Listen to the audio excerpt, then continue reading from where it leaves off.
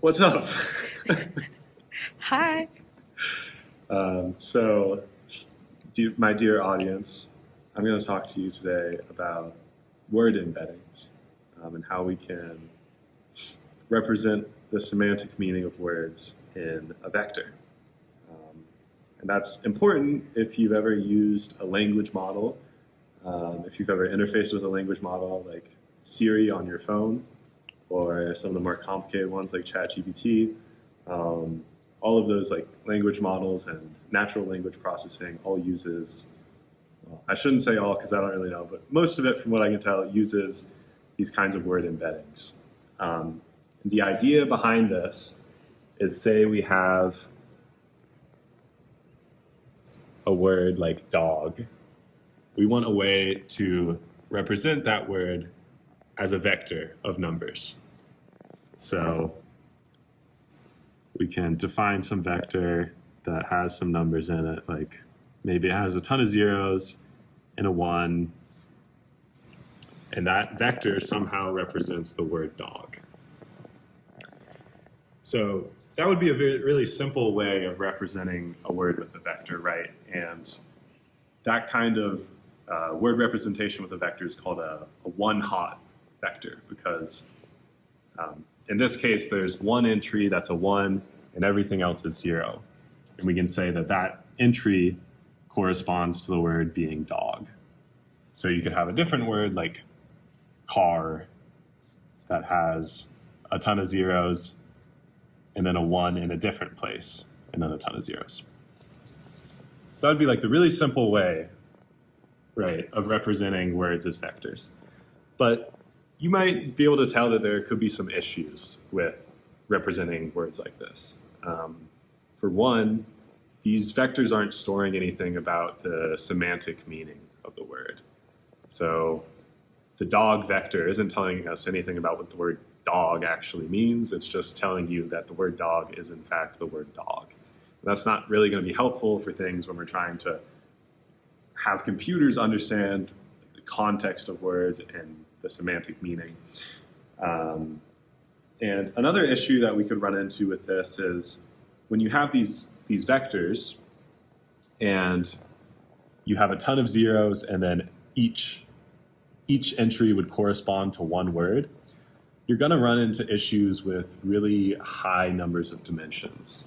Like if you have a dictionary with 100,000 words in the English language, you're going to need a vector that's 100,000 entries long. And you're going to run into these humongous dimensions that are very computationally intense. So that's not really ideal. So the goal with word embeddings is, one, we want these vectors to represent what the words actually mean. And two, we want a way to reduce the dimensionality of these vectors. So we want to take this 100,000 length entry for car and turn it into something that's maybe 300 entries long. Of course, the way we actually do that is pretty complicated, and there are a lot of ways you can do it, and this is why natural language processing is such a big field, and there's so much research going on in this. But let's just think about it generally for a second. If we have some vector for car, and we want to turn it into some smaller vector, such that the numbers represent the meaning of the word, then it could look something like this, where we have some values. I'm just kind of making these up off the top of my head. Like there could be a 0.8 and then 0.001, and then maybe some zeros, and then maybe some other numbers like 0.17. And again, this could be shorter, so maybe we could set the number of dimensions, just meaning the length of this vector, equal to 300, for example. And this is a parameter we can mess with. And in this representation of the word car, maybe it would be quite convenient, in fact, if the first number represented how much that word can drive, like the drivingness of that word. So because it's a car, it drives, right? Like that has a high weight. And maybe this number represents if the word is edible, for example, and the cars aren't very edible, so that'd be a low entry. So that would be something great, is it, if we could get to that point. That's kind of the goal that we're trying to get to. All right, so like we said, we have this vector and we want to reduce its dimension and make it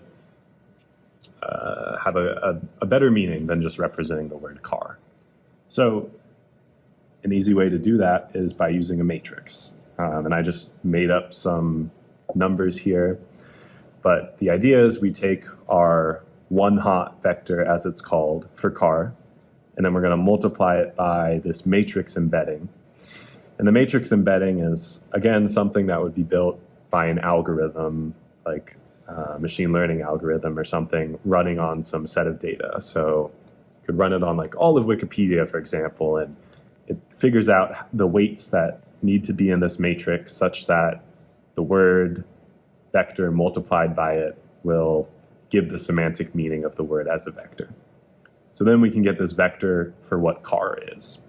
And I know I'm glossing over a lot of the math here, but it's because it's very complicated math. And the more interesting and, well, I don't want to say more interesting, but the more simple math comes when we do have these representations for the words as vectors, when we do have the word embeddings.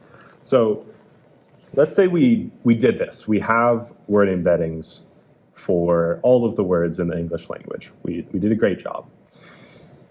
Then we can do really interesting things with the vectors, like wonder about the similarity between words. So for instance, we might wonder how similar the words dog and car are. And we have the vectors for both of them. Let's just call it D and C for simplicity's sake. And then the similarity between these vectors is defined as something that we call the cosine similarity between these vectors, which is cosine of the angle between these vectors. So I'm going to represent it in 2 dimensions just because that's simple. But in actuality, the dimensionality of these vectors would be, like I said, something like 300 or even larger. But let's just say we have 2 dimensions and we have the dog vector here, and then we have the car vector like over here. And they're not very similar of words, so their vectors wouldn't be very close to each other. But we can take the cosine of the angle between them to get a representation of that similarity. And if you know some things about trigonometry, then you might know that this is actually going to be equal to the dot product over the magnitude of these vectors. So that is a way that we can quantify the similarity of words. And again, it might be something really low because dog and car aren't really similar. But if we did something like, I don't know, what are 2 similar words? Dog and cat. Dog and cats. That's great. So let's just say C is cat now. And then maybe we'll get something like 0.75, and it'd be more similar. So that's something interesting, but there's something you can do that's even more interesting with word embeddings, and that is arithmetic. I know arithmetic is so fun and cool, right? But with word embeddings, it actually is kind of fun. So I'm going to define some new vectors for words, like let's say K is the word embedding of king, and Q is the word embedding of queen, and M is the word embedding for man, and W is the word embedding for woman. And we've made these definitions. And then what we can do with these word embeddings is something like this. We can say, I want to do king minus man, and figure out what that's equal to. And if you do this with word embeddings and you did your word embeddings correctly, you'll find the vector that comes out is actually pretty close to the vector for leader. because you're taking away the masculine parts of the word king and subtracting that off of king, and you're left with the semantic meaning of leader. And then you can do really, really more interesting things like analogies. So I can do something like K minus M, and again, we said that's leader, plus W. And what do you think that's going to be equal to? Is that a queen? That's equal to queen, that's right. And in written English, this would be basically king is to, wait, no. Wait, no. King is to man as queen is to woman. Wow. So you can represent analogies with these word semantics, or with these word embeddings. And so that's where you get like to the really interesting stuff. And obviously computers are much better at this than we are. And that's where natural language processing and machine learning can come in and do some really interesting things.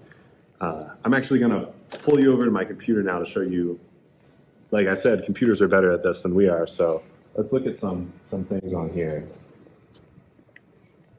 All right, very quickly, I just want to show you a few things. So this is using Python and using this word embedding called glove. I will link in the description if you want to read more about it, but it's just a word embedding. Essentially, because a computer can make lots of computations, we can use it to figure out some things about the vectors that we would not be able to do by hand. For instance, we can find the most similar vector to a vector. So here I'm looking for the most similar vectors to the vector apple. And the first one we see is blackberry, which I think is kind of interesting because, you know, that's both a fruit or a berry and a phone. So that's just kind of an interesting outcome. And we see Microsoft and iPhone and iPad. And I think this is really interesting that we can get some insights about how language is used based on these word embeddings. They're a very powerful tool for that. So that's very quick. This is a very simple example of a thing we can do with word embeddings. One other thing, though, that I feel almost responsible to point out while I'm telling you about this is that these word embeddings can be extremely biased, and they mimic the biases that they get in their training data, obviously. So for instance, there exists gender bias in the real world. For example, there's one stereotype that men are better at science than women. And in fact, there are a disproportionate amount of men in science than women, mainly because of that stereotype. And so because that discrepancy exists in the real world, we're going to see that bias also exist in these word embeddings because they're trained on data created by humans who have those biases and will exhibit them. So we can look at the similarity between man and science and we get 0.36, and between women and science we get 0.31. So this is a very simple example of how bias can come up in word embeddings, but it's a lot more complex than this, as you could imagine. All I want to point out and get you onto is that the bias that exists in the real world will be propagated in the training data and thus propagated through the word embeddings themselves. I will link to some more interesting papers about this. There's a lot of research going on here. I just think it's an important consideration to have because we give natural language processing a lot of power over us in the world. For instance, Siri and ChatGPT and even search engines. And it's important to remember that these algorithms are just going to mimic the training data. And when the training data is bad, such as propagating these gender biases, then the algorithms will do so too. So I encourage you to check out in the description the papers I'll link, but this is just something that I feel responsible to point out when talking about word embeddings, and it's a really important consideration to have in natural language processing.